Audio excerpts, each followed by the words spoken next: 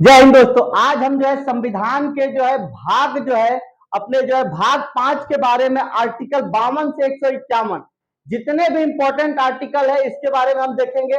Already इसके video में already डाल चुका हूं, जो कि राष्ट्रपति का अलग है, उपराष्ट्रपति, सुप्रीम कोर्ट, महान्यायवादी वगैरह अलग अलग डिटेल वीडियो डाले हैं। इसको शॉर्ट रिवीजन के हिसाब से आप रखिएगा, क्योंकि आर्टिकल बहुत इंपॉर्टेंट है, आर्टिकल बहुत आएगा। और किसी भी एग्जाम में उठा लीजिए, Delhi police, Bihar SI, MP police, MP SI, UP police, UP SI, सबके लिए बहुत इंपॉर्टेंट है दोस्तों। चलिए अब हम वीडियो शुरू करने जा रहे हैं। आप चैनल से नए हैं तो आप जरूर चैनल को सब्सक्राइब करिए। देखिए, हम जब राष्ट्रपति की बात करते हैं तो राष्ट्रपति के लिए ट्रिक याद रखिए, पकानी कोका दुयोदशम, पकानी कोका दुयोदशम, आर्टिकल 52 से लेके आर्टिकल 61 तक। पकानी कोका दुयोदशम, आर्टिकल 52 से आर्टिकल 61। पकानी मतलब होता है कि देखिए, राष्ट्रपति का पद, कार्यपालिका के प्रधान और निर्वाचन।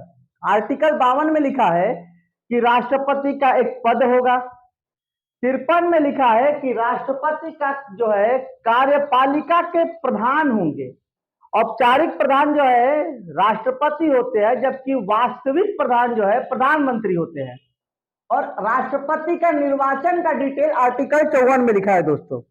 अगर आर्टिकल 55 कोटा, आर्टिकल 55 में लिखा है कि राष्ट्रपति का कोटा होगा। 56 में लिखा है कि कार्यकाल होगा। इसके बाद दुयो, आर्टिकल 7 में दोबारा निर्वाचन, और आर्टिकल 58 में योग्यता। तो अब इसके बाद दसम, आर्टिकल 59 में दशाएं, 60 में शपथ और 61 में महाभियोग। अगर हम ऐसे देखना चाहें तो राष्ट्रपति का आर्टिकल 52 से लेकर 61, पकानी कोका दुयोदशम, राष्ट्रपति का पद आर्टिकल 52 में, ठीक है। कार्यपालिका का प्रधान 53 में, ठीक है। आर्टिकल राष्ट्रपति का निर्वाचन आर्टिकल 54 में, राष्ट्रपति का कोटा 55 में, कार्यकाल 5 वर्षों का होता है 56 में। आर्टिकल 57 में लिखा है राष्ट्रपति दोबारा निर्वाचित हो सकते हैं। 58 में राष्ट्रपति की योग्यता है, और 59 में राष्ट्रपति की दशाएं हैं। अब देखिए, अब अगर आगे बढ़ते हैं 61 की बात करते हैं, दशाएं, इसके बाद 60 में शपथ और 61 में महाभियोग है। महाभियोग क्या होता है भाई? महाभियोग होता है जिससे कि राष्ट्रपति को अपने पद से हटाया जा सकता है। महाभियोग लोकसभा, राज्यसभा, किसी भी सदन में आ सकता है। इसका डिटेल वीडियो मैं डाला हूं, वहां से देख लीजिएगा। राष्ट्रपति का 72 में क्षमादान का अधिकार है, बहुत इंपॉर्टेंट है, वेरी वेरी इंपॉर्टेंट आर्टिकल 72, राष्ट्रपति का क्षमादान। आर्टिकल 352 में राष्ट्रपति का आपातकालीन शक्तियां 3 है। ठीक है, राष्ट्रपति की आपातकालीन शक्तियां 3 है। पहला है राष्ट्रीय आपातकाल, आर्टिकल 352, राजकीय आपात या राष्ट्रपति शासन, आर्टिकल 356, और जबकि आर्टिकल 360 वित्तीय आपातकाल। भारत में अभी तक एक बार भी वित्तीय आपातकाल नहीं लगा है, जबकि राष्ट्रपति शासन राष्ट्रीय आपातकाल 3 बार लग चुका है। एक चाइना युद्ध के समय, इसके बाद बांग्लादेश के समय, और इसके बाद इमरजेंसी के समय 1962 में, 1971 में बांग्लादेश संकट, और 1975 में दोस्तों। ठीक है, देखिए आर्टिकल 352 जैसे ही लगता है तो आर्टिकल 358 और 359 प्रभावी हो जाता है। ठीक है, आर्टिकल 358 और 359 प्रभावी हो जाएगा 352 लगने पे। आर्टिकल 356 की बात करते हैं तो राष्ट्रपति शासन या राजकीय आपातकाल। आर्टिकल 356 कब लगेगा? जब आर्टिकल 355 या आर्टिकल 365 का उल्लंघन होगा। अभी 355 में लिखा क्या है दोस्तों? देखिए, 355 में लिखा है कि किसी भी राज्य में बहुमत प्राप्त पार्टी का सत्ता होगा। अगर किसी को बहुमत नहीं मिलता है तो राष्ट्रपति शासन लगेगा। जैसे मान लीजिए कि कोई एमपी है, एमपी में बीजेपी कांग्रेस 2 पार्टियां, अगर बीजेपी को भी बहुमत ना मिले, कांग्रेस को भी ना मिले, और किसी और पार्टी को भी बहुमत ना मिले, तो क्या होगा? राष्ट्रपति शासन लगेगा। और आर्टिकल 365 में क्या लिखा है? आर्टिकल 365 में दोस्तों ये लिखा है कि अगर राज्य केंद्र की गाइडलाइन को फॉलो नहीं करेगा तो केंद्र राष्ट्रपति शासन लगा देगा। तो ये आर्टिकल 365 हो गया। और 360 वित्तीय आपातकाल है। ये वित्तीय आपातकाल अमेरिका से लिया गया है, जबकि राष्ट्रीय आपातकाल जर्मनी से लिया गया है।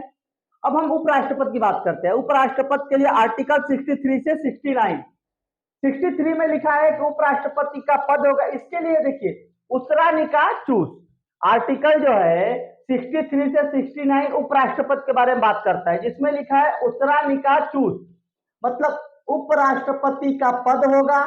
64 में लिखा है कि उपराष्ट्रपति जो है राज्यसभा में पदेन सभापति होंगे।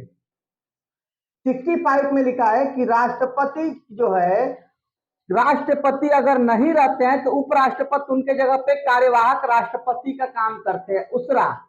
ठीक है, 63, 64, 65 उपराष्ट्रपति का पद, सब उपराष्ट्रपति सभापति होंगे राज्यसभा का, और राष्ट्रपति के जगह पे कार्यवाहक राष्ट्रपति होंगे।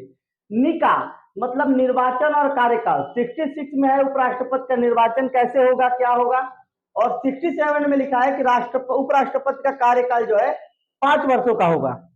ठीक है, अब आर्टिकल 68 में उपराष्ट्रपति का चुनाव है, और 69 में क्या है, शपथ है दोस्तों। 69 में क्या है, शपथ है। उपराष्ट्रपति कंप्लीट हो गया। अब इधर आते हैं 71, राष्ट्रपति और उपराष्ट्रपति के संबंधित चुनाव संबंधी विवाद जो है सुप्रीम कोर्ट में सुने जाएंगे। 72 मैंने ऑलरेडी बता दिया है, राष्ट्रपति का क्षमादान।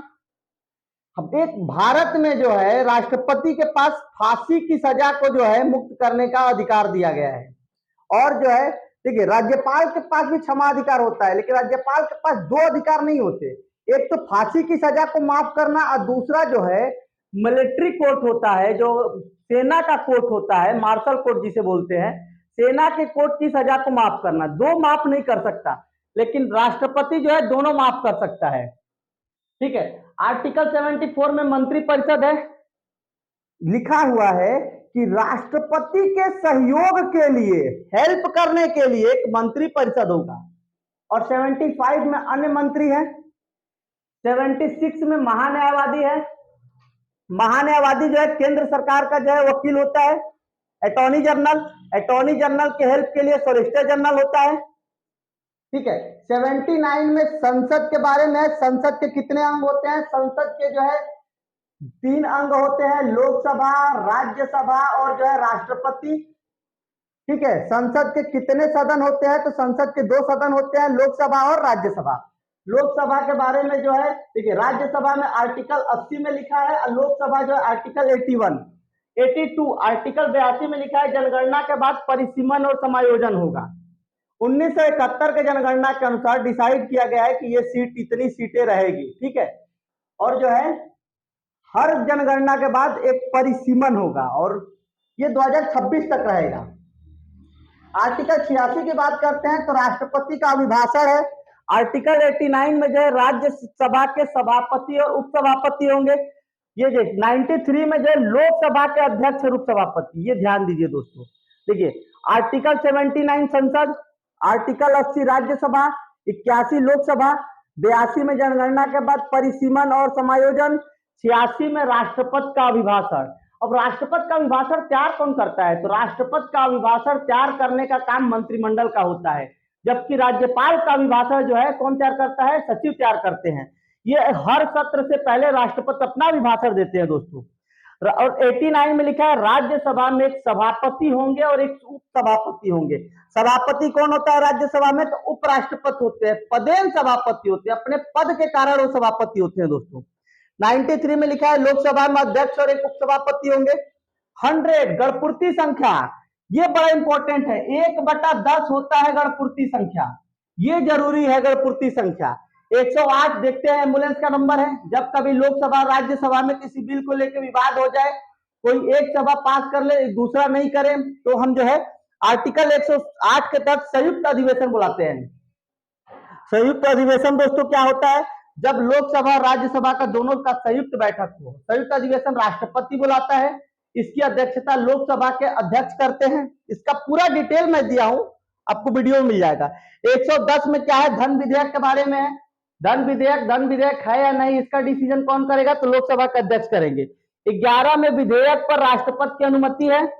12 में एक बजट की बात कर रहा है, AFR एनुअल फाइनेंशियल रिपोर्ट की बात किया है। 14 में विनियोग विधेयक है। 17 में वित्तीय विधेयक की बात किया है। 123 में जो है राष्ट्रपति के अध्यादेश की बात की गई है, जबकि 213 में राज्यपाल का अध्यादेश है। 124 में सुप्रीम कोर्ट जो है सुप्रीम कोर्ट की बात किया है, 127 में बोला है कि एडहॉक पे जो है जज लाए जा सकते हैं, मतलब सुप्रीम कोर्ट में जजों की संख्या की कमी हो जाए तो जो है एडहॉक पे जो है हाई कोर्ट द्वारा जो है लाया जा सकता है। कमी कैसे होगा, वो छुट्टी पे चले जाए या कोई और रीजन हो। 131 में जो है सुप्रीम कोर्ट का प्रारंभिक अधिकार है कि राज्य का विवाद, दो राज्यों के विवाद या राज्य और केंद्र का विवाद जो है कौन देखेगा, ये सिर्फ सुप्रीम कोर्ट देखा जाएगा, वो उसका प्रारंभिक अधिकार होगा। 131 में लिखा है सुप्रीम कोर्ट का जो प्रारंभिक अधिकार, और 37 में लिखा है 137 में न्यायिक पुनर्लोकन। न्यायिक पुनर्लोकन क्या होता है भाई, जब अदालत जो है सुप्रीम कोर्ट अपने ही फैसले को फिर से दोबारा विचार करे उसे न्यायिक पुनर्लोकन बोलते हैं। अगर 143 की बात करते हैं तो राष्ट्रपति सीजीआई से जो है सीजीआई से सलाह ले सकता है, लेकिन उसे मानने के लिए बाध्य नहीं होगा। और 148 में सीएजी कंट्रोलर एडिटर जनरल के बारे में डिस्कशन है दोस्तों। धन्यवाद, हमें उम्मीद है कि आपको वीडियो अच्छा लगेगा तो शेयर करिए। जय हिंद, जय भारत।